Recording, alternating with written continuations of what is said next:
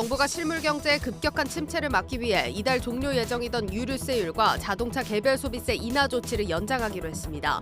이에 따라 유류세율 인하는 내년 4월까지, 자동차 개소세 인하는 내년 6월까지 연장됩니다. 재정난을 겪고 있는 한국전력이 적자를 보전하기 위해선 내년에는 올해보다 3배 가까운 요금 인상이 불가피하다고 밝혔습니다. 하지만 정부는 단계적 인상에 나설 것으로 보여 흑자 전환 시점은 빨라야 2024년이 될 전망입니다. 유통과 물류업계가 내년에 다가올 경기 침체에 대비해 대규모 구조조정을 단행하기 시작했습니다. 미래 먹거리 확보를 위한 대응도 함께 추진할 계획이지만 실물 경기 침체에 맞춰 허리띠 졸라매기가 본격화될 것으로 보입니다. 국내 리셀 시장 점유율 1위인 네이버 크림이 운송장 관련 혼선의 책임을 소비자에게 떠넘기면서 논란입니다. 소비자가 기입한 운송장이 자체 자동화 설비 양식에 맞지 않는다는 이유로 물건값의 15%를 수수료로 부과하고 있는 것으로 드러났습니다.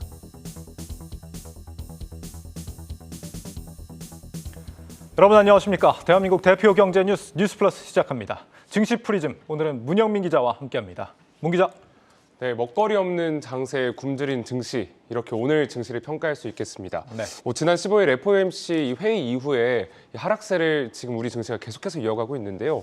이러한 증시의 흐름을 바꾸려면 어떤 재료들이 필요하겠죠. 네. 하지만 안타깝게도 이번 주에 좀 커다란 재료는 없습니다. 우선 주요 경제 지표는 이달 초에 다 발표가 된 상황이고요.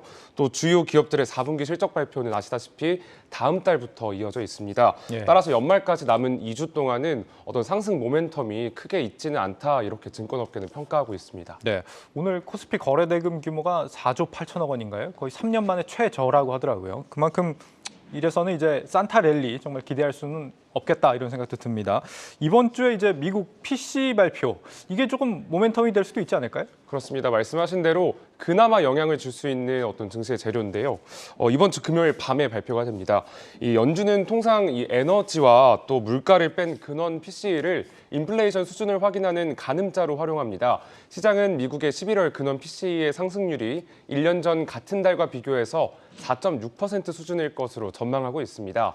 이번 근원 PCE 상승률이 시장 전망치보다 큰 폭으로 하회하지 않는 한 연준의 기존의 매파적 기조를 바꾸기는 어려울 것으로 보입니다. 또 국내 경제 지표로는 당장 21일에 발표되는 이달 1일부터 20일까지의 수출입 지표가 발표되는데요. 이달 초 이 화물연대 파업이 있었기 때문에 데이터가 부진하게 발표될 가능성이 높습니다. 이러한 이유들로 코스피 지수는 현재의 하락 흐름을 단기적으로 이어갈 것으로 보입니다. 네. 그리고 연말에 대주주 물량이 쏟아지는 점이 우리 또 증시에 부정적으로 작용할 수 있다고요? 그렇습니다. 매년 연말 이 개인 투자자들은 대규모 좀 물량을 쏟아내는 편인데요. 네. 아무래도 양도세 회피 목적이 강합니다. 이 대주주 주식 양도세는 보유 주식액이 10억 원 이상이거나 또 코스피의 경우 종목당 지분율 1%, 코스닥은 2% 이상일 경우에 적용되는데요. 이 대주주 요건을 충족한 개인 투자자는 양도 차익의 최소 20%에서 최대 25%에 달하는 금액을 세금으로 내야 합니다. 이에 따라서 대주주 요건이 확정되는 매년 말, 올해는 12월 28일이 되겠죠. 이 이전에 대규모의 매도세가 나옵니다. 지난해에도 개인 투자자들은 12월 한 달 동안 코스피에서 6조 5천억 원이 넘는 금액을 내던졌고요. 특히 대주주 확정일 이전 일주일 동안을 살펴봤더니 주식시장 전체에서 8조 5천억 원을 매도하기도 했습니다. 네, 이 대주주 매도 물량에 외국인들도 계속 매도 흐름을 이어가고 있고 여기에 개인들까지 매도 흐름을 보인다 한다면 분위기 상당히 안 좋겠는데요. 그렇습니다. 하지만 다행히도 증권업계에 좀 물어본 결과 이 지난해와 같은 6조 5천억 원, 8조 5천억 원의 이 수준까지는 안 나올 것이다, 이렇게 좀 바라보고 있는데요. 예. 이 부분은 좀 증시에 다소 좀 긍정적으로 볼 수 있는 어떤 측면이 있습니다. 우선 이 당초 내년 1월 도입 예정이었던 이 금융투자소득세죠. 이 금투세가 2년간 유예하겠다는데 여야가 최근에 입을 모은 것으로 알려졌습니다. 이 기재부가 최근 금융투자업계에 이 금투세 유예에 대한 합의는 어느 정도 이뤄져 있는 상태다, 이렇게 전한 것으로 파악이 됐고요. 또 현재 10억 원인 양도세 대주주 요건도 유예 기간 동안 30억 원에서 최대 50억 원까지 늘리는 것을 이 절충안으로 채택할 가능성이 큰 것으로 알려졌습니다. 당초 여당인 국민의힘은 대주주 기준을 100억 원까지 늘려야 한다고 제시했는데요. 야당은 이에 반대했습니다. 하지만 최근 여당이 주장하는 이 100억 원과 또 야당이 고수하는 10억 원 그 사이에서 절충안을 현재 조율 중인 것으로 확인됐고요. 결국 현재 양도세 대주주 요건인 10억 원보다 상향 조정된다면 이 보유 주식을 내던지는 개인 투자자 수는 크게 줄어들 것으로 전망됩니다. 네. 그리고 오늘 문 기자가 들고 온 종목 소식 어떤 게 있습니까? 뭐 특별한 개별 종목은 아니고요. 이번 주 좀 주목할 만한 시총 상위주입니다. 네. 우선 미국 현지 시간 21일에 미국의 반도체 기업인 마이크론 테크놀로지가 실적을 발표합니다. 이번 발표하는 실적은 9월에서 11월 해당하는 실적이고요. 예. 다른 반도체 기업들보다 이렇게 실적 발표가 빠르다 보니 업계 동향을 살피는 선행 지표로도 불립니다. 이에 삼성전자와 SK하이닉스 주가는 이 마이크론 실적에 단기적으로 영향을 받게 될 것으로 전망됩니다. 마이크론의 예상 매출액은 41억 5천만 달러 수준인데요. 1년 사이 46%가량 줄어들 것으로 보이고요. 또 순이익은 적자 전환될 가능성이 큽니다. 다만 시장 전망치와 달리 마이크론의 실적이 호조를 보이고 또 반도체 이 재고에 대한 추가 감산 이 시그널이 나온다면 그동안 바닥을 기었던 삼성전자와 SK하이닉스 주가는 단기 상승으로 방향을 바꿀 수도 있습니다. 네, 우리 반도체 주가 향방을 좌우할 마이크론의 실적이 21일 날 나온다. 반도체 업황 부진이 또 최근에 이 주가에 상당 부분 반영이 됐기 때문에 또 이번에 뭐 안 좋게 나와도 하방 압력이 그렇게 크진 않을 수도 있겠다 예상을 좀 해봅니다. 또 주목한 종목 어디입니까? 아무래도 미국의 인플레이션 감축법인데요. 네. 현대차와 기아에 좀 강력하게 현재 주가 하방 압력을 지금 주고 있습니다. 예. 이 미국 정부는 IRA에 대한 구체적인 시행령을 조만간 발표할 예정인데요. 이 우리 정부와 기업들은 해당 법안을 3년간 유예하는 등의 개정을 촉구한 바 있지만 이러한 의견이 시행령에 반영되기에는 다소 어려움이 있어 보입니다. 지난주 조 맨친 상원 의원이 제닛 옐런 재무장관에 직접 서한을 보내서 이 외국 정부의 요청을 받아들이지 말아달라 이렇게 요청을 했다고 하는데요. 이에 따라서 미국 내 개정에 대한 어떤 반대 움직임이 현재 강하게 작용하고 있습니다. 한편 이 현대차와 기아의 북미내 전기차 판매량은 이미 지난 8월 IRA 시행 이후부터 꾸준히 줄고 있는 상황인데요. 지난달 현대차의 주력 전기차인 아이오닉 5의 미국 판매량은 10월보다 24% 줄었고요. 또 기아의 EV6도 50% 가까이 감소했습니다. 그러는 동안 포드는 지난달 미국 전기차 시장 점유율을 2% 확대하면서 몸집을 키우고 있습니다. 우리 정부와 기업의 요구가 조만간 발표될 시행령에 반영되지 않는다면 2024년부터 미국에서 전기차 생산을 본격적으로 시작하는 현대차와 기아의 시장 점유율은 최대 2년간 더욱 줄어들 것으로 전망됩니다. 이러한 이유로 오늘 현대차는 4거래일 만에 다시 52주 신저가를 기록했고요. 기아 역시도 신저가에 근접한 수준에서 거래를 마쳤습니다. 네. 증시 프리즘 문영민 기자였습니다.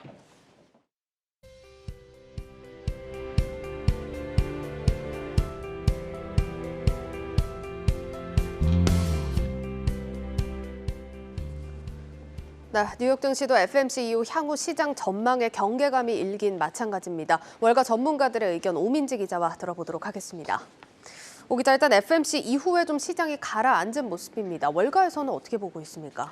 월가에서도 연준이 경기 침체를 강하게 예고하고 있다고 봤는데요.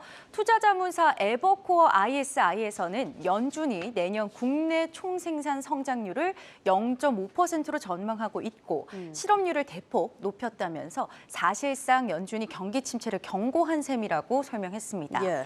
미국 국민들에게도 물어봤습니다. 그러자 내년 경기 침체를 예상하고 있는 비율이 높았습니다. 월스트리트 저널에 따르면 미국이 10명 중 5명이 내년에 미국 경제가 나빠질 것이다라고 비관적인 관측을 내놨다고 합니다. 파이낸셜 어드바이저스는요, 올해 시장의 화두가 인플레이션과 금리였다면 이제는 수익 악화와 또 경기 침체일 것이다 이렇게 말했습니다. 월가에서도 경기 침체에 대비하는 움직임을 보이기 시작했는데요. 시티그룹, 웰스파고, 모건 스탠리에 이어서 골드만삭스도 경기 침체에 따른 실적 악화에 대비해서 내년 초에 4,000명가량을 해고할 계획이라고 밝혔습니다. 네, 그러니까 다가올 내년 화두는 경기 침체와 수익 또 실적 악화라는 건데 좀 상당히 우려스러운 전망입니다. 이게 실제 시장에서도 경기 침체를 예고하는 시그널들이 좀 포착이 되고 있지 않습니까? 네, 우선 채권 시장부터 살펴보겠습니다. 네. 채권 시장에서 10년물 국채 수익률이 12월 13일 이후 하락하는 모습을 보였는데요. 네. 그동안에는 연준이 좀 매파적인 모습을 보여주면 이 국채 수익률이 올랐습니다. 예. 이번에는 연준의 매파 발언 이후 이 수익률이 오히려 떨어진 겁니다. 2년물 국채 수익률도 하락세였습니다. 네드 데이비스 리서치는요, 채권 시장의 이러한 반응은 이미 기준금리가 충분히 올랐다라는 의미다라고 설명하면서 연준이 너무 금리 인상을 밀어붙이게 되면 경기 침체에 빠질 것이라고 경고를 했습니다. 그러면서 이번에 주식과 채권 사이의 1년 상관 관계가 2007년 이후 처음으로 마이너스로 바뀌었다라고 합니다. 간단하게 설명을 해드리면요, 기존에는 연준의 매파 행보가 있다면 이 채권 수익률이 오르고 주가가 떨어지는 경향을 보여줬는데 예. 지난주에는 연준의 매파 행보 이후에 채권 수익률과 주가가 모두 떨어졌다라는 겁니다. 헷갈리실 수 있겠지만 채권 수익률이 오르게 되면 채권 가격이 떨어지게 되니까요. 결국에는 기존에는 채권 가격과 주가가 같이 갔다면 지금은 반대로 움직였다라는 겁니다. 예, 그러니까 현상만 좀 놓고 보자면 채권 가격과 주가가 같은 방향으로 움직이다가 지금은 반대로 움직인다라는 겁니다. 10년물 기준으로 봐도 국채와 주식의 상관관계가 2007년 이후 최저치 수준이다라고 좀 해석을 해야 할 것 같은데 지금 이렇게 상관관계가 반대로 움직이는 현상, 이건 어떤 의미라고 봐야 될까요? 이 국채 수익률이 연준의 매파 행보에도 떨어졌다라는 것은 이제는 정말 금리 인상보다 경기 침체가 더 우려스러운 부분이다라는 걸 보여주는 건데요. 네. 이 점은 앞으로 나오는 경제 지표에 대해서 시장의 반응이 달라질 수 있다라는 걸 의미합니다. 기존에는 나쁜 경기 지표가 나오면 연준이 금리 인상을 멈추거나 혹은 인하할 수 있다, 이런 기대감이 있었잖아요. 예. 그러면서 주식시장이 반등하는 경향을 보였는데 이제는 금리 인상보다 경기 침체 우려감이 더 커졌기 때문에 경기 지표가 나쁘게 나오면 주가 하락의 요인이 될 수 있다는 겁니다. 플랑테모란 파이낸셜 어드바이저스에서도요, 시장은 이제 금리가 오를 것이라는 우려감이 아니라 경기 침체로 인한 기업의 수익 악화를 걱정하는 중이다라고 말했습니다. 그러면서 이제는 나쁜 소식이 주식시장에서도 정말 나쁜 소식인 시기로 되돌아가고 있다, 이렇게 설명했습니다. 네, 최근의 경기 지표를 해석하던 기존의 방식과는 조금 다르게 좀 해석을 해야겠습니다. 이렇게 연말 주식시장 분위기는 점점 굳어가는 모습인데 남은 12월 증시 전망에 대해서 그럼 월가 전문가들 의견 어떤지도 궁금합니다. 이 12월이 열흘 남짓밖에 남지 않았지만 예. 여기서도 월가의 의견은 분분한 상황입니다. 트루이스트 어드바이저리 서비스는요, 사람들은 연말까지 시장이 좀 풀리기를 원하겠지만 증시는 이를 허용하지 않을 것이다 라면서 비관적인 시선을 내비쳤고요. 미국의 기술적 투자 분석 업체인 스트래터가스 리서치에서도 시장 약세 속에서 S&P 500이 저점을 한 달 만에 다시 찍은 것이 일종의 경고 신호라면서 상황이 더 악화하고 저점을 다시 하회할 수도 있다고 봤습니다. 반대로 연말은 계절적으로 증시가 좋았다면서 저가 매수의 기회가 될 수 있다는 관측도 있는데요. 예. CNBC는 이달 S&P 500이 6%가량 하락했다면서 일반적으로 12월에 강세를 보인 점을 감안하면 이 역사적으로 가장 좋은 시간이다라고도 말했습니다. 미국 온라인 금융업체 소파이의 전략가도요, 11월 인플레이션 지표로 증시의 낙관론이 연말까지는 좀 이어질 수 있을 것이다 라면서 연말까지 물가 지표로 인한 파티가 남아있다, 이렇게 보기도 했습니다. 알겠습니다. 그럼 매수 전략도 좀 궁금한데 월가에서 제시되는 투자처가 있을까요? 일부 빅테크 종목 또 구리에 대해서는 긍정적인 전망들이 나오기도 합니다. 이 애플이나 메타 등 낙폭이 컸던 일부 빅테크 종목을 저가 매수하자라는 전략인데요. 모간 스탠리는 중국 공급 차질로 인한 애플의 주가 하락, 오히려 지금이 저가 매수 기회가 될 수 있겠다라면서 추천했고요.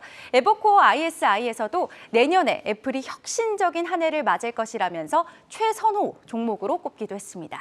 JP모간도 메타가 비용을 통제하면서 매출 개선이 기대된다며 밸류에이션도 긍정적이다, 이렇게 평가를 했고요. 뱅크 오브 아메리카는 내년 최선호 종목으로 엔비디아를 꼽으면서 반도체 업황 개선으로 인한 이 회복을 좀 기대한다, 이렇게 밝혔습니다. 네, 그러니까 빅테크는 저가 매수 전략이 유효하다라는 거고 앞서서 구리도 좀 좋은 평가가 나온다고 들었습니다. 어떻습니까?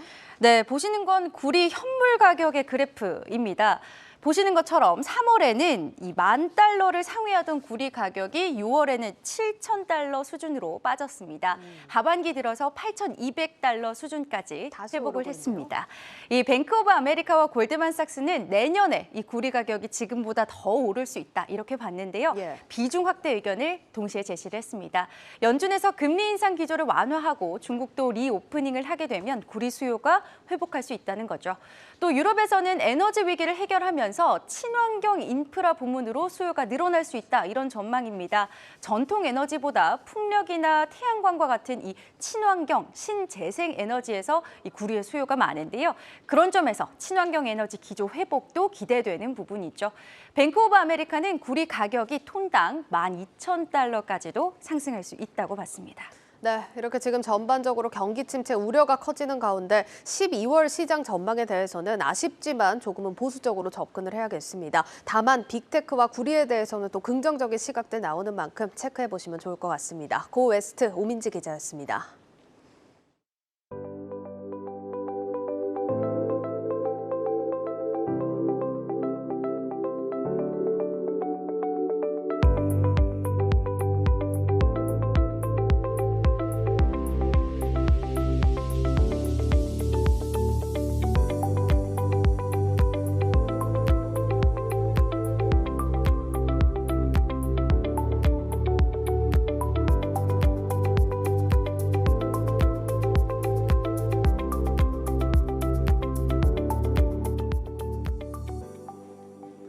회사채 시장 자금 경색 상황이 다소 나아지고 있다는 신호가 속속 감지되고 있습니다. 메리츠증권이 종전보다 크게 낮아진 금리로 회사채 발행에 성공했습니다. 업계에 따르면 메리츠증권은 지난 16일 1,600억 원 규모의 1년 5개월물 공모회사채를 연 5.95% 금리로 발행했습니다. 이는 3주 전인 지난달 말 연 6.57% 대비 62bp 낮아진 수준입니다. 투자은행 관계자는 금리가 고점에 달했다는 인식에 다수의 운용사들이 발행에 참여한 것으로 평가했습니다. 한편 증권사들이 서둘러 자금 조달에 나선 것에 대해 일각에서는 내년 초 회사채 수요 확보 경쟁이 치열해질 것에 선제적으로 대비하는 행보로 해석하고 있습니다. 실제 KT와 포스코 같은 초우량 기업들이 내년 초 회사채 발행을 준비하고 있는 것으로 알려졌습니다. 채권 시장 경색 속에서 자취를 감췄던 은행채도 다시 풀립니다. 금융권에 따르면 신한은행은 2,500억 원 규모 은행채를 연 4.3% 금리로 확정했고 우리은행도 2,800억 원 규모 은행채를 연 4.23% 금리로 발행했습니다. 지난 레고랜드 사태 이후 금융당국은 회사채 시장 경색을 막기 위해 은행권의 은행채 발행을 억제해달라고 요청했습니다. 이번 은행채 발행은 채권 시장 상황이 개선되고 있는 데다 만기가 대거 몰리는 상황에서 차환을 제대로 하지 못하면 주요 유동성 공급자인 은행의 자금 상황이 꼬일 수 있다는 점을 감안한 조치로 풀이됩니다. 올 연말까지 주요 시중은행에서 만기가 돌아오는 은행채 규모는 2조 3천억 원으로 내년까지는 모두 합쳐 57조 원에 달합니다. 금융당국은 은행채가 대규모로 풀려나올 가능성에 대비해 발행 시기와 규모를 최대한 분산하겠다는 방침입니다.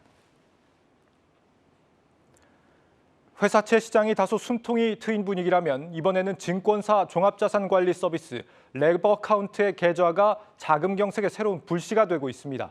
기업 고객들의 대규모 환매 행렬을 증권사들이 제때 받아내지 못하는 사태가 빚어지고 있는 것으로 저희 한국경제TV 취재 결과 드러났습니다. 금융당국은 유동성 위기가 재현되는 건 아닌지 점검에 들어갔습니다. 김종학 기자의 단독 보도입니다. 국내 한 대형 증권사가 대기업 계열사에서 맡긴 레버카운트 계좌를 제때 환매하지 못했습니다. 해당 대기업이 맡긴 유휴자금을 환매하는 과정에서 유동성이 축소되면서 레버카운트에 편입된 자산을 팔지 못한 겁니다. 단기자금 시장과 회사채 시장에 번졌던 유동성 위기가 레버카운트로 옮겨붙을 조짐을 보이고 있습니다. 레버카운트는 투자 성향에 맞춰 1:1 계약을 맺고 운용하는 투자 상품으로 규제가 까다로운 사모펀드를 대신해 여유자금이 있는 대기업이나 거액 자산가들에게 각광받아왔습니다. 그런데 저금리 환경에서 통상 3, 4개월 단위로 연장하던 레버카운트가 금리 인상 충격에 제때 환매하지 못하는 일이 반복되고 있는 겁니다. 실제 2월 말 152조 원까지 급증했던 레버카운트 계좌 잔고는 지난 10월 말에는 133조 원까지 줄어들었고 시장 위축 속에 하반기에만 계약수가 2만 건가량 급감했습니다. 문제는 일일 자금의 환매 요청이 대부분 부동산 PF 사태로 시장 경색이 심화된 9월과 10월 한꺼번에 몰리면서 자금 경색의 새로운 불씨가 되고 있는 겁니다. 금융당국은 연쇄적인 시장 위축을 막기 위해 유휴자금을 보유한 대기업에 환매 연기를 요청하는 등 시장 진화에 나섰습니다.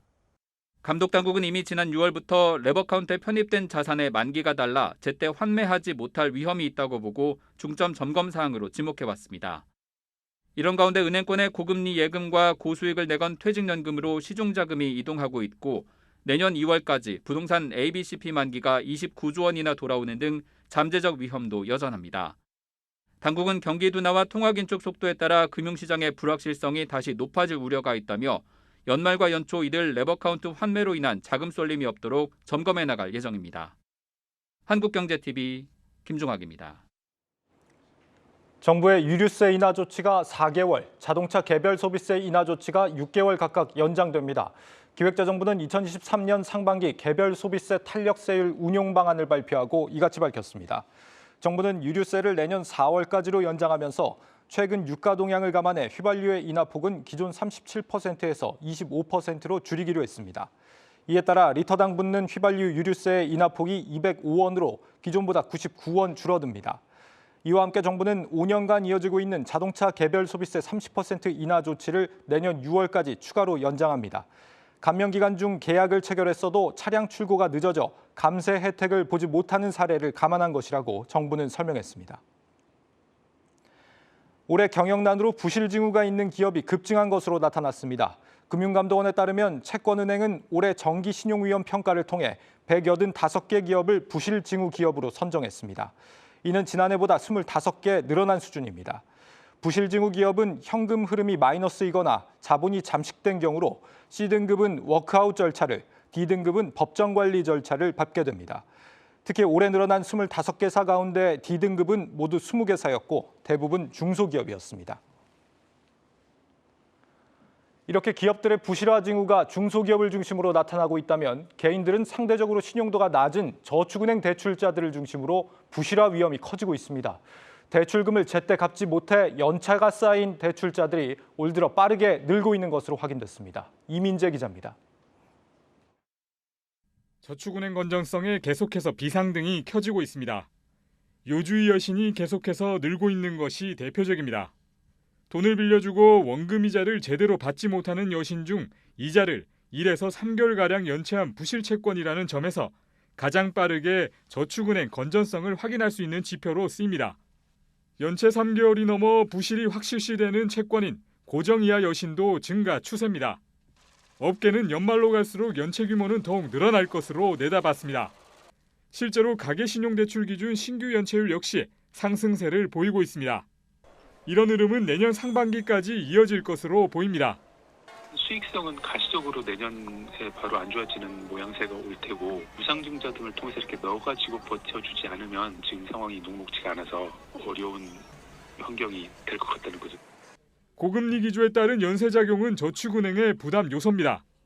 저금리 구간에서는 대출 확대가 성장을 촉진한 반면 고금리 구간에서는 걸림돌이 됐습니다. 이를 상쇄하고자 높은 이자를 앞세워 예금을 늘리고 있지만 조달금리는 상승했고 법정 최고금리는 20%로 제한돼 있어 성장성에 걸맞은 수익성을 내지 못하는 점이 발목을 잡고 있습니다. 향후에도 금리 인상 가능성이 높기 때문에 차주들이 부실화됐을 경우에 이러한 그 건전성이 더욱 악화될 가능성이 있거든요. 특히 이제 전년 대비 PF 대출 쪽의 비중도 늘어나고 있고요. 자본 적정성, 건전성 다 악화되고 있는 상황입니다. 당국은 스트레스 테스트를 하고 BIS 비율을 10에서 11% 이상 유지하라고 권고하는 등 적극 나서고 있지만 시장 불안을 잠재우기 쉽지 않습니다.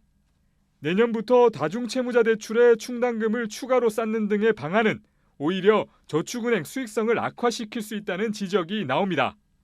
예금자 보호 5천만 원 기준을 상향해야 한다는 주장도 비슷한 이유로 반발이 큰 상황에서 적어도 내년 상반기까지 버텨야 하는 저축은행에 대한 당국의 고심이 깊어지고 있습니다. 한국경제TV 이민재입니다. 유통업계에 거센 구조조정 한파가 몰아치고 있습니다. 다가올 경기 침체에 선제적으로 대응하고 나선 겁니다. 네, 투자를 줄이거나 유동 자금을 미리 확보하는 것도 늘고 있습니다. 먼저 김예원 기자입니다. 유통업계의 인력 감축 분위기가 확산되고 있습니다. 코로나19로 큰 타격을 받은 롯데면세점과 롯데하이마트뿐 아니라 주류업계 양대 기업인 화이트진로와 오비맥주, 올해 사상 최대 실적을 기록한 H&M도 희망 퇴직 신청을 받았습니다. 장기 근속자는 물론 2030 젊은 층까지 구조조정 한파에 내몰렸는데 롯데하이마트의 경우 해당 직원만 1,300여 명에 달합니다. 내년 경기 악화 우려가 커지자 선제적인 위기 대응에 나서고 있는 것으로 풀이됩니다. 시장 자체가 코로나 이후에 위기도 장기화되고 면세사업 자체가 이제 오프라인에서 이제 온라인 시장 위주로 많이 돌아서고 있어요. 바뀌는 사업 구조에 맞춰서 좀 조정이 필요하지 않았나. 최소 15년 대리급 이상. 마케팅 비용을 최소화하거나 운영비가 많이 드는 사업을 축소하는 것도 방법입니다. 인지도를 높이기 위해 유명 연예인을 광고 모델로 기용하는 전략을 구사해온 명품 플랫폼들은 최근 잇따라 모델 계약을 종료했습니다. 그간 광고 선전에 많은 비용을 투입해 재무 부담이 악화됐기 때문입니다. SSG.com은 내년부터 충전권 새벽 배송 서비스를 중단합니다. 수요가 많은 수도권 지역을 중심으로 새벽 배송 사업을 재편하면서 운영비 부담을 줄이겠다는 전략입니다.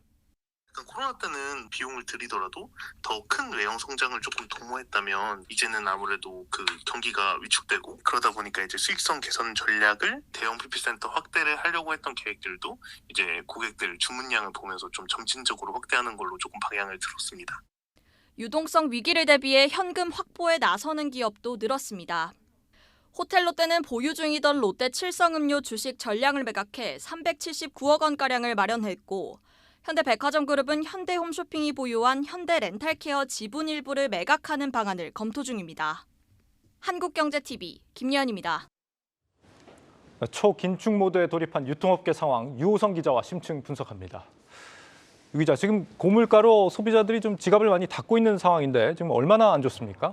일단 좀 소비 심리를 한번 좀 같이 살펴보면 좋을 것 같습니다. 네. 올해 미국이 강도 높은 통화 긴축에 나서면서 달러화 초강세 현상이 나타났고 이게 원유나 곡물 등 경제 활동에 반드시 필요한 필수 원자재 값을 밀어 올리면서 물가가 연쇄적으로 오르는 고물가 현상이 나타났죠. 또 이런 고물가 현상을 잡기 위해서 우리 통화당국이 금리를 가파르게 또 올렸습니다. 네. 연초부터 시작된 이런 고물가, 고금리 기조가 벌써 1년 동안 지속되다 보니 이제는 소비가 줄어들고 있습니다. 실제 지표로도 이런 소비 회복세 둔화 양상이 뚜렷이 보이는데요. 올해 신용카드 매출액 증가율을 1년 전과 비교해보면 지난 8월 20.6% 올랐던 것이 매월 꾸준히 줄어서 지난달에는 4.4%까지 떨어졌습니다. 지난 8월 반짝 회복세를 보였던 소매 판매 활동 지표도 10월 마이너스 0.2%를 기록해 2달 연속 감소세를 보였고 11월 소비자 심리지수 역시 전월에 비해 줄었습니다. 소비 회복세 둔화 영향이 기업 실적에도 반영이 됐는데요. 네. 신세계의 11월 매출은 전년 동월 대비 1.3% 줄었는데 이는 9개월 만에 처음입니다. 지금 시장 전문가들 의견 들어보면 내년에 경기 침체가 온다라는 게 좀 일반적인 시각인데 유통 쪽이 훨씬 체감이 클 수 있겠네요. 네, 그러다 보니 유통기업들이 바라보는 내년도 경기는 더 어려운데요. 네. 대한상공회의소가 백화점과 대형마트 등 소매 유통업 300개사를 대상으로 내년도 유통산업 전망을 조사했는데요. 기업들은 내년 소매 시장이 올해 대비 1.8%만 성장할 것으로 내다봤습니다. 엔데믹에 따른 경기 회복 기대감이 있지만 고물가, 고금리 같은 부정적인 요인이 더 큰 하방 압력으로 작용할 것으로 전망한 건데요. 실제 내년 소비시장 전망을 묻는 질문에도 부정평가가 긍정평가보다 많았습니다. 경기 전망을 담은 또 다른 보고서에서는 내년을 넘어 2024년 2분기까지 이 경기 수축 국면이 이어질 것이란 조사 결과도 나왔습니다. 올해 7월부터 시작된 고강도 긴축 영향이 이 파급 효과를 감안해서 내년 1분기 본격화하고 또 우리 경제 수축기가 평균적으로 18개월이었던 점을 고려한 그런 분석 결과입니다. 네, 후년 2분기다. 그럼 1년 반 동안 굉장히 혹한기가 온다 이런 얘기인데 이런 상황에서 기업들은 지금 어떤 준비를 하고 있는지 어떤 월동 준비하느라 굉장히 바쁘다면서요? 네, 그렇습니다. 유통기업들은 무리한 사업 확장보다는 내실을 다지고 위기 관리에 주력한다는 방향을 가지고 내년도 경영 계획을 짜고 있습니다. 네. 한마디로 내년엔 허리띠를 더 졸라매겠다는 건데요. 역대 최대 매출을 기록할 것으로 예상되지만 백화점 업체들은 내년을 대비해 비용 감축과 구조 조정이 한창입니다. 신세계백화점은 내년 매출이 올해보다 줄어들 것으로 내다보고 마케팅 비용을 줄이기로 했습니다. 다음 달 설 연휴를 앞두고 있지만 현장에서는 이 설 선물 세트를 찾는 수요가 줄어들고 있다는 목소리가 벌써부터 들리는 상황이고요. 이미 가격 인상과 비용 절감을 단행한 식품업계도 내년에는 불필요하게 집행되는 예산이 없는지 한 번 더 들여다보는 짠물 경영에 나선다는 방침입니다. 조직 개편이나 원가 절감 같은 굵직한 이벤트는 대부분 올해 마무리한 상태라 내년에는 야유회나 회식 비용까지 줄이면서 비용을 줄이겠다는 겁니다. 관계자 이야기를 한번 들어보시죠. 예를 들면 야유회라든가 이런 부분들도 있을 것 같고요. 구매를 한다거나 이런 비용 집행에 있어서의 것들을 한 번 더 검토하는 그런 것들이 됐을 것 같고요. 고객을 직접 만날 수 있는 어떤 체험이라든가 이벤트의 기회를 좀 만든다거나 마케팅 효율을 높일 수 있는 정보를 진행하고 있다. 네, 기업들이 너나 할 것 없이 몸을 사리고 있는 모습인데 그런데 또 어렵다고 손 놓고 있을 수만은 없는 게 이렇게 경기 불황일수록 미래 투자를 늘려야지 호황기가 다시 찾아왔을 때 좀 성과를 누릴 수 있지 않겠습니까? 네, 맞습니다. 지금은 어렵더라도 미래 성장 기반에는 투자를 해야 한다는 것이 유통기업들이 공통적으로 가진 생각입니다. 낮은 영업이익률이 고질적인 문제로 지적되어 온 식품업계는 이 고수익을 올릴 수 있는 미래 식품 소재를 찾는 데 관심이 많은데요. CJ제일제당은 최근 F&T 사업부를 신설하고 미래 식품 소재와 영양 솔루션, 대체단백 사업 확장에 나섰습니다. 또 바이오 사업을 미래 먹거리로 삼은 곳도 있습니다. 오리온은 지주회사 오리온 홀딩스를 통해 치주질환 치료제 전문업체 오리온 바이오로직스를 설립했고요. 이 앞서 롯데그룹도 바이오 사업을 미래 먹거리로 선정하고 2천억 원대 투자를 단행한 바 있습니다. 온오프라인 접점을 늘려가려는 노력도 눈에 띄는 변화라고 할 수 있겠습니다. 전 계열사의 멤버십과 물류를 통합하려는 신세계그룹은 네이버, KT 등 IT 회사들과 협력을 강화하고 있는데요. 구체적인 내용이 나오진 않았지만 전국 160여 개 이마트를 도시명 물류센터로 전환하는 작업에 속도가 높아질 것으로 관측됩니다. 또 신세계그룹 멤버십은 현재 신세계포인트, G마켓, 스마일클럽, 스타벅스 코리아 등 계열사별로 따로 떨어져 있잖아요. 예. 이런 것들이 조만간 통합되면서 신세계그룹을 중심으로 거대한 멤버십 생태계가 탄생할 것이란 가능성도 관측되고 있습니다. 네. 유통가가 이렇게 한층 지금 얼어붙은 이런 분위기인데 이 상황에서 좀 뭔가 내년에 기회가 될 만한 변수는 없습니까? 중국 쪽 사업을 좀 한번 기대를 해보시면 좋을 것 같다라는 생각이 좀 듭니다. 중국이 최근에 이 제로 코로나를 포기하면서 이 방역을 좀 완화하는 그런 좀 모습을 보이지 않았습니까? 아무래도 이에 따라서 경제 전문가들은 중국이 내년도 GDP 성장률을 최대 8%까지 오를 것이다. 이렇게 전망하는 분들도 많이 상향 계시거든요. 조정하는 분위기더라고요. 네네네. 그러다 보니 중국에서 사업을 하고 있는 식품업계라든지 아니면은 화장품업계 이런 데서 좀 기대감, 수요 회복에 따른 기대감을 좀 많이 가지고 있는 상황이고요. 또 여행도 또 유통으로 본다면 여행업계도 좀 수요 회복을 좀 기대를 해보면 좋을 것 같습니다. 특히나 최근에 이 베이징으로 가는 항공편 가격이 많이 올랐다는 그런 점들을 감안한다면 항공 수요도 좀 늘을 거고요. 반대로 중국에서 들어오는 수요도 많이 높아질 거기 때문에 면세점이나 카지노 같은 업체들도 좀 수요 회복을 좀 기대를 해보면 좋을 것 같습니다. 네, 이런 어려운 분위기 속에서 내년 어떤 유통업계 인력 구조 조정도 있지만 사업 재편도 할 거 아닙니까? 이런 사업 재편의 어떤 트렌드랄까요? 앞으로의 방향성을 좀 요약을 하자면 어떻게 좀 평가를 해볼 수 있을까요? 이 유통업계가 좀 재밌는 것이 이 온라인을 하는 회사들은 오프라인에 관심을 가지고 있고요. 반대로 이 오프라인에 강점을 가진 회사들은 또 온라인에 또 사업에도 관심을 가지는 경우가 되게 많습니다. 아까도 그 신세계그룹을 통해서 좀 설명을 좀 드렸었는데 그러다 보니 아무래도 이 소비자 접점을 늘리려는 그러한 노력들이 좀 많이 일어날 것 같고요. 일례로 올리브영이 최근에 그 올영 세일이라고 해서 최대 70% 할인하는 행사를 하지 않았습니까? 그거 같은 경우에도 올리브영 같은 경우에는 온라인 사업에 좀 특화를 한다. 코로나 이후에 비대면 사업에 좀 특화를 한다라고 얘기를 했었었는데 최근에 이런 그 대규모 행사를 좀 집행하면서 결국에는 이 모객 효과를 좀 높이겠다. 그런 좀 전략을 좀 구사하고 있는 것을 보면 내년에 이런 그 병행 활동이 좀 더 유통업계 트렌드로 좀 자리 잡을 것 같습니다. 알겠습니다. 유통산업부 유호성 기자와 심층 분석했습니다.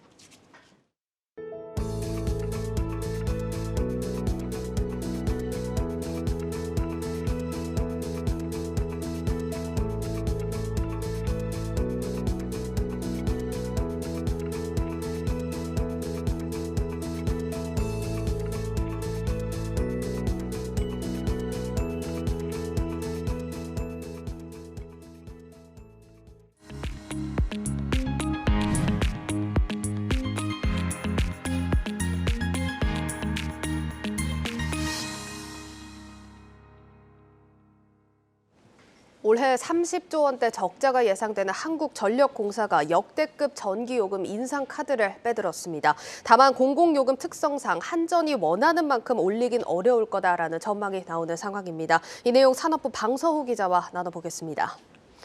방 기자, 역대급 전기요금 인상이라고 합니다. 내년 인상폭은 어떻게 되는 겁니까? 일단 아직 정해지지는 않았습니다. 그러니까 이번 주, 이제 내일이나 모레 중에 이제 전기요금을 구성하는 항목 중 하나인 연료비 조정 단가가 공개되고 또 다음 주에는 또 다른 항목인 기준 연료비가 이제 공개될 전망입니다. 일단은 예정은 그랬고요. 사실 이 중에서 이제 연료비 조정 단가라는 것은 이제 상하한 폭이 킬로와트 시당 5원으로 정해져 있기 때문에 좀 어느 정도 예측할 수 있는 부분입니다. 하지만 중요한 건 이제 요금에서 많은 부분을 차지하는 기준 연료비입니다. 한전은 이 기준 연료비 인상분 45.3원을 포함해서 총 51.6원을 올려야 한다고 산업부에 보고했습니다. 이는 이제 올해 인상분 19.3원의 거의 3배에 달하는 규모고요. 아무래도 갈수록 불어나는 적자를 해소하기 위해선 이 정도는 올려야 한다는 게 이제 한전의 입장입니다. 하지만 이제 요금 결정권을 가진 산업부와 기재부는 또 물가 안정이라는 목표도 고려해야 합니다. 따라서 좀 이들 간 협의가 길어지면서 이 요금 인상폭이 좀 연말인 30일에나 드러날 수 있다는 우려도 나오고 있습니다. 네, 지금 한전이 올해 30조 원대 적자가 예상이 되는 가운데 전력 도매가도 사상 최고치를 기록한 상황입니다. 이게 요금을 이렇게 많이 인상하는 이유는 아무래도 좀 재정적인 부담 때문이라고 봐야겠죠. 네, 실제로 이제 한전은 지금 올해 요금을 한 20%, 아까 19.3원 말씀드렸는데 이게 거의 퍼센트로 치면 20%거든요. 20%나 올렸는데도 지금 연간 34조 원의 영업 적자를 기록할 전망입니다. 그래서 이제는 요금을 그것보다는 더 올려야 하는데 그래야지 적자를 해소할 수 있는데 이제 그 인상폭이 킬로와트 시당 51.6원은 이제 돼야 한다는 뜻이고요. 사실 이 한전이 발전소로부터 전력을 구매하는 비용 그리고 이제 소비자에게 판매하는 단가 차이를 감안하면 거의 킬로와트 시당 60원 이상을 올려야 합니다.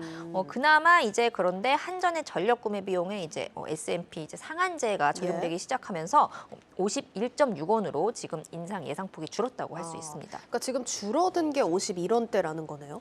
네, 사실 이 51.6원은 뭐 적은 금액은 아닙니다. 지금 전기요금이 킬로와트 시당 51.6원이 오르면 지금 4인 가구 기준으로 한 월 2만 원 정도 부담이 늘어나게 됩니다. 이게 한 번에 월에 2만 원씩 부담이 늘어난다고 한다면 이게 공공요금인 만큼 소비자들, 그러니까 국민들 저항도 만만치 않을 것 같은데 어떻습니까? 그래서 이제 한전의 이제 요금 인상안을 검토해서 좀 최종 결정을 내리는 산업부는 좀 속도 조절이 필요하다는 입장입니다. 이창양 장관의 이야기로 들어보겠습니다. 또 한꺼번에 오르면 이제 국민들이나 또 기업에 관한 충격이 상당히 있지 않겠습니까? 그래서 저희가 그 한전 적자를 해소하는 속도하고 또 충격하고를 두 개 동시에 고려해서 저희가 적당한 수준으로 인상하는 그 이 속도나 비율을 제가 좀 조정할 생각입니다. 지금 이 장관의 발언대로라면 거의 51.6원을 한 최대 3년 안에 나눠서 올릴 가능성이 높아 보입니다. 그리고 지금 최근에 한전채 발행 한도를 기존 2배에서 6배로 늘리는 법안의 국회 본회의 통과 가능성이 높아진 점도 이런 분산 인상설에 힘을 보태고 있습니다. 이렇게 전문가들은 법을 바꾸면서까지 사채 발행 한도를 늘린다는 건 그만큼 공공요금 인상을 점진적으로 단행하기 위해서라고 해석하고 있습니다. 그렇군요. 그러니까 일단은 요금 인상 폭에 그래도 조금 더 주시를 해야 할 것 같은데 이게 시간의 문제지 결국은 51원 가까이는 올릴 수밖에 없다라는 거잖아요. 그러니까 당장 내년이 좀 걱정입니다. 얼마나 오르게 될까요?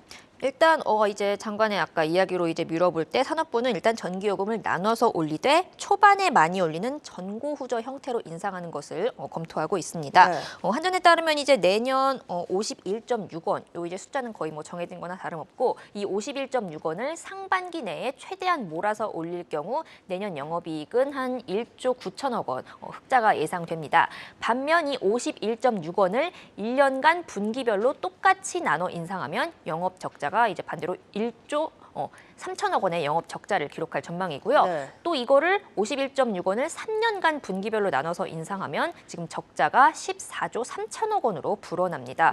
아무래도 이제 똑같이 요금을 올리더라도 요금을 늦게 인상할수록 인상 효과는 줄고 또 반대로 지출해야 할 비용은 늘어나기 때문입니다. 따라서 정리를 하면 공공요금 특성상 51.6원을 한 번에 올리기는 어렵다.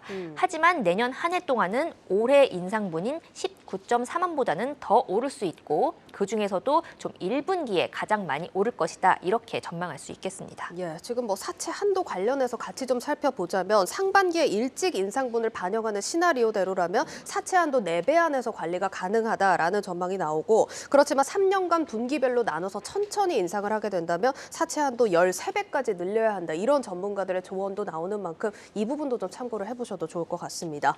지금 뭐 시나리오별로 저희가 영업이익 수준 이렇게 체크를 해봤는데 지금 결국은 한전이 원하는 만큼 요금을 올리지 못한다면 실적 개선 시점도 좀 그만큼 더 늦어진다라고 봐야겠는 거네요. 네, 그렇습니다. 일단 한전이 내년 상반기 내에 지금 51.6원을 몰아서 올리지 않는 한 지금 영업 적자는 피할 수 없어 보입니다. 네. 따라서 이제 증권가에서는 한전이 좀 전기요금 그 51.6원을 나눠서 올린다는 가정하에 빠르면 내후년 흑자 전환이 가능할 것이라고 보고 있습니다. 다만 이제 이 한전의 연간 영업이익이 7조 원에서 8조 원 정도는 돼야지 투자비와 이자 비용을 감당할 수 있기 때문에 지금 흑자를 전환하더라도 불구하고 지금 부채는 계속해서 증가할 전망입니다. 이런 많은 요소들을 감안할 때 증권가에서는 한전의 목표 주가를 평균 6%, 많게는 20% 이상 하향 조정한 상태입니다. 네, 여기까지 듣도록 하겠습니다. 산업부 방서호 기자였습니다.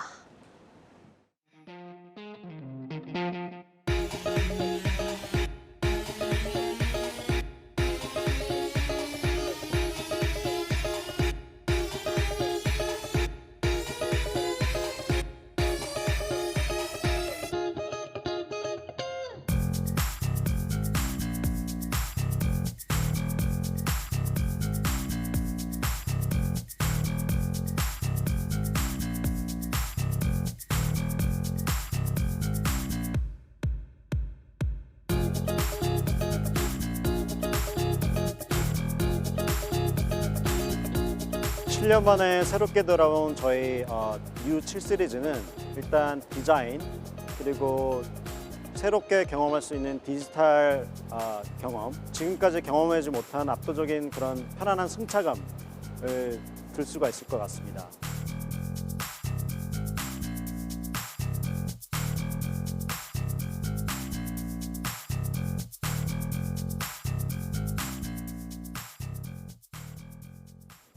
네, 네이버의 자회사가 운영하고 있는 국내 리셀 플랫폼 1위 업체 크림에서 여러 가지 논란이 불거지고 있습니다. IT바이어부 정호진 기자와 사안 다뤄보도록 하겠습니다. 정 기자, 크림이 국내 리셀 플랫폼입니다. 이게 리셀 용어가 좀 생소할 수도 있는데 이게 어떤 개념일까요? 네, 리셀은 이름 그대로 소비자들이 물건을 되파는 행위를 뜻하는데요. 예. 그러니까 중고거래랑 좀 다른 점이 중고거래는 본인이 사용하던 물건을 파는 거잖아요. 네. 리셀은 이렇게 뭐 한정판 운동화라든지 명품 의류, 뭐 액세서리 같은 것들을 판매하는 겁니다. 그러니까 구하기 힘든 물건에 웃돈을 붙여서 파는 형태인 거죠. 그렇습니다. 프리미엄을 붙이는 거죠. 예. 그래서 증권가에 따르면 국내 리셀 시장 규모가 올해 약 1조 원에 이르는데 국내에서는 말씀 주신 것처럼 네이버의 자회사 스노우가 설립한 리셀 플랫폼 크림이 점유율 1위를 기록하고 있습니다. 네, 그런데 이 네이버 크림에서 지금 여러 가지 잡음이 불거지고 있는 상황입니다. 일례로 판매자가 크림에 이제 물건을 전달했는데도 수령을 거부했던 이런 사례도 있었고 페널티를 부과하는 사례도 있었다면서요? 그렇습니다. 페널티 자체는 약관에 적혀 있는 건데요. 예. 자, 이 크림의 판매 방식을 한번 설명드리면 이 크림은 물건을 중개하는 방식이 크게 두 가지가 있습니다. 하나는 일반적으로 판매자가 물건을 올리면 구매자가 그 물건을 보고 구입하는 게 일반적인 방법이고요. 플랫폼에서 보고 직거래 형식으로 거래를 하는 거군요. 판매 가격과 구매 가격이 맞으면 거래가 되는 게 일반 판매고 예. 또 하나는 이제 판매자가 거래가 발생하기 전에 그러니까 거래가 체결되기 전에 미리 창고에 물건을 전달하고 보관하는 겁니다. 네. 이 경우에는 뭐 택배가 늦어지거나 그렇다고 해도 아무도 피해보는 사례가 없잖아요. 그렇겠네요. 그래서 이 부분이 논란이 되고 있는데요. 그래서 저도 이 부분에 대해서 제보를 받고 취재를 진행했습니다. 내용을 말씀드리면 제보자에 따르면 이 한정판 운동화를 판매하기 위해서 물건을 보냈는데 이 크림의 택배가 도착했지만 반송됐습니다. 왜냐하면 이 상자에 적혀 있는 운송장이 달랐다는 거예요. 예. 그래서 이 운송장 같은 경우에 다르면은 이 제보자는 20만 원 정도 페널티를 물게 됐습니다. 페널티가 세네요. 네, 페널티가 전체 가격의 15%인데 예. 뭐 명품 신발이라든지 아니면 의류 같은 것들이 가격이 고가다 비싸기 보니까, 때문에 예. 네, 페널티가 그렇게 많이 붙었고요. 네, 그리고 또 제보자는 이 물건이 잘 도착했다 이런 문자까지 받고 그리고 또 실제로 이름이나 전화번호로도 지금 뭐 물건이 도착했는지 확인할 수 있는데 예. 운송장이 다르다는 이유로 물건을 반송시키는 것은 적당하지 않다, 부당하다라고 문제를 지적한 상황입니다. 알겠습니다. 일단 뭐 크림 이용자 입장에서 보자면 본인의 잘못이 아닌데도 페널티를 물게 됐으니까 황당하다 이렇게 느낄 수 있을 것 같은데 어떻습니까? 네, 크림 이용자 입장에서는 본인 잘못이 아닌데 갑자기 15% 페널티를 받았으니까 답답하겠죠. 그래서 일단 여러 곳에 민원을 제기했는데 일단 크림 측의 입장을 한번 살펴보면 크림한테 제가 물어봤습니다. 해봤더니 크림에서는 소비자 혼란을 막기 위해서 이 발송 정보를 미리 다 고지를 했다고 해요. 저기 화면에 보시는 것처럼 이렇게 팝업에 뭐 특정 택배 운송장을 네, 이렇게 적어야 된다. 이런 식으로 미리 다 크림 측은 기재를 했다. 이렇게 설명하고 있고요. 그리고 또 실제 물건이 도착했는데 운송장 번호가 달라서 반송 처리가 됐다. 이거는 왜 그러냐 한번 물어봤더니 크림에서는 저희가 인력이 없고 리소스가 자원이 없기 때문에 이 부분은 해결을 하지 못했다라고 이야기를 했습니다. 또 경쟁사 같은 경우에는 이 판매자가 운송장을 잘못 기입하면 그 기한 안에 이렇게 바꿀 수 있는 기회를 준다고 합니다. 네. 근데 이 크림 같은 경우에는 약관에 그런 내용이 없고요. 하지만 이 크림 측에서 이 기사가 나간 다음에 연락을 받았는데 저희가 약관에는 그렇게 공개를 하고 있지 않지만 뭐 장난식으로 쓰는 경우가 있어서 공개는 하고 있지 않지만 기입은 실제로 가능하다 이렇게 얘기를 하고 있습니다. 그러니까... 수정을 할 수 있다는 거죠. 일단 뭐 페널티나 그런 운송장 관련해서 약관에 적혀 있는 만큼 플랫폼 입장에서는 약관대로 처리를 했다 이렇게 볼 수도 있는 사안인데 문제가 되는 이유는 뭘까요, 그럼? 네, 플랫폼은 사실 할 말은 굉장히 있죠. 그러니까 우리는 약관대로 했고 기준대로 했다. 그런데 이 크림이 절차대로 한 건 맞지만 이 플랫폼의 약관이 플랫폼의 이런 책임을 모두 빼낼 수 있느냐? 이 부분에 대해서는 문제의식을 가져볼 만하다는 겁니다. 한국소비자연맹 조사에 따르면 이 소비자 불만 기준을 한번 살펴보면요. 이 리셀 업체의 약관, 뭐 불공정 약관이 문제다라고 답한 것이 보시는 것처럼 23%가량 됩니다. 이런 답변들이 계속해서 늘어나고 있거든요. 그러니까 소비자단체는 얘기를 하는 게 지금 계속해서 불만이 늘어나고 있는 거는 이 기준이 잘못된 건 아닐까라는 부분을 지적해봐야 된다, 생각해봐야 된다라고 이야기를 하고 있습니다. 인터뷰 한번 들어보시겠습니다. 약관이 절대적으로 소비자한테 불리하고 회사 쪽에 유리하게 다 만들어져 있죠. 문구라든가 문장이라든가 이런 부분들이 애매해서 해석을 하게 되면 그 회사 쪽에 유리하도록. 지금 이와 관련해서 공정위에서 작년으로 좀 기억을 하거든요. 리셀 플랫폼에 이런 불공정 약관을 좀 시정한 걸로 알고 있는데 지금 그래도 문제가 여전한 겁니까? 그렇습니다. 이 공정위가 약관을 수정하는 과정에서 뭐 책임을 회피하는 듯한 문구들은 다 교정을 했습니다. 시정을 했는데 여기서 문제가 됐던 거는 문구를 수정할 때 부과되는 책임에 대해서 이야기를 했습니다. 그러니까 사업자에게 귀책 사유가 없는 경우에 있다면은 이 책임을 부담한다는 거죠. 그러니까 이 책임을 어떻게 부담하냐? 아까 처음에 본 것처럼 이 직접 이 소비자가 뭐 피해 사실이라든지 아니 책임이 이 회사 측에 있다 이런 것들을 입증해야 하는 입증 부담이 있는 겁니다. 때문에 이런 부분들에 대해서 공정위의 조치가 맞지 않다, 뭐 온당하지 않다라는 지적들이 나오는 거고요. 그래서 뭐 결국 문제가 발생하더라도 플랫폼의 책임이 인정돼야지 지금 보상이 받을 수 있다. 이 부분에 대해서 국회에서도 약관 문제를 지적했습니다.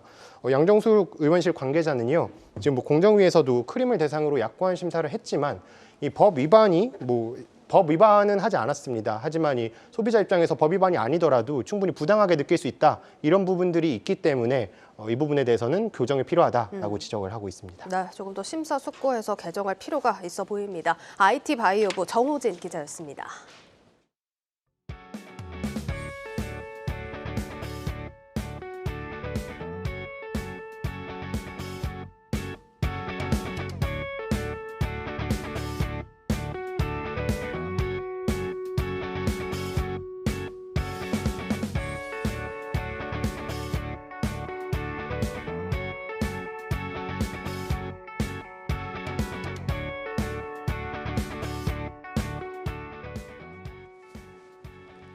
내일자 한국경제신문 미리 살펴봅니다. 첫 번째 기사입니다. 대구에 있는 대형마트의 의무 휴업일이 주말에서 평일로 바뀐다는 기사입니다. 한 달에 2번 의무적으로 쉬도록 하는 유통산업발전법 개정 이후 10년 만에 규제가 완화된 겁니다. 전국 상인연합회와 대구 지역 슈퍼마켓 협동조합 등 관계자들이 참석해 이번 방안에 합의했다고 합니다. 지난 10년간 업계에서는 의무 휴업일 지정이 유통 환경 변화를 따라가지 못하는 규제라는 지적이 이어졌다고 합니다. 코로나를 계기로 비대면 소비가 일상화하면서 대형 마트가 문을 닫으면 전통시장보다 쿠팡이나 컬리 같은 이커머스가 반사이익을 얻는 흐름이 굳어졌기 때문입니다. 정부도 지자체와 별개로 대중 소유 통상 협의체를 구성해 이해 관계자들로부터 의견을 수렴하고 있다는 소식입니다. 다음으로 SK와 롯데, 효성, 코오롱 같은 대기업들이 줄줄이 자산이나 인력 구조 조정을 추진하고 있다는 기사입니다. 금감원에 따르면 SK E&S의 100% 자회사 부산도시가스는 이사회를 열고 부산 사옥을 대우건설 컨소시엄에 6,300억 원에 처분하기로 결정했습니다. 보유자산 매각으로 자산 운용을 효율화하기 위해서라는 게 회사 측 설명입니다. 또 SKC가 사모펀드 한엔컴퍼니에 필름 사업 부문인 SKC 미래소재 지분을 처분하고 1조 6천억 원의 매각 대금을 받았고 SKO는 사모펀드를 대상으로 7천억에서 1조 3천억 원어치 전환 우선주를 발행하는 안건을 의결했다고 합니다. SK그룹은 물론 다른 계열사들도 자산 매각에 나서고 있습니다. 효성그룹 계열사 효성첨단소재는 울산 언양 공장을 UH산업개발에 1,500억 원을 받고 매각할 예정입니다. 또 코오롱 인더스트리는 인천공항 토지를 부동산 개발업체에 550억 원에 최근 매각했다고 합니다. 한진그룹 계열사 칼호텔 네트워크는 제주 칼호텔을 950억 원에 매각할 계획입니다. 내년 수출 실적이 저조해지고 경영 환경이 어둡다는 관측이 나오자 기업들의 구조조정이 활발해지고 있다는 소식까지 전해드리겠습니다. 뉴스플러스를 마치겠습니다. 여러분 고맙습니다.